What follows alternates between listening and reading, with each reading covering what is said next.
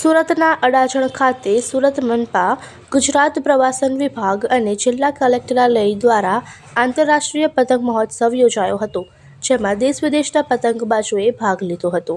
સુરત મહાનગરપાલિકા, ગુજરાત પ્રવાસન વિભાગ અને જિલ્લા કલેક્ટર કચેરી દ્વારા આંતરરાષ્ટ્રીય પતંગોત્સવનું આયોજન કરાયું હતું. સુરત મનપા અને ગુજરાત પ્રવાસન વિભાગ તથા જિલ્લા કલેક્ટરાલય દ્વારા યોજાયેલા પતંગોત્સવમાં સુરતીઓ પણ ઉમટ્યા હતા. સુરતના અડાજણ રિવરફ્રન્ટ બાજુના પ્લોટમાં મેયર દક્ષેશ માવાણીએ સાંસદ મુકેશ દલાલ સહિતનાઓની હાજરીમાં પતંગ ઉડાવીને પતંગોત્સવનો પ્રારંભ કરાવ્યો હતો.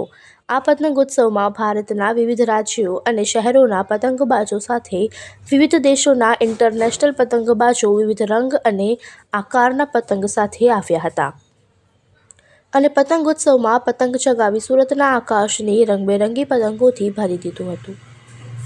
ગુજરાત સરકારના ટુરિઝમ વિભાગ દ્વારા અને સુરત મહાનગરપાલિકાના સંયુક્ત ઉપક્રમે આજે આંતરરાષ્ટ્રીય કાઇટ ફેસ્ટિવલનું આયોજન કરવામાં આવ્યું છે.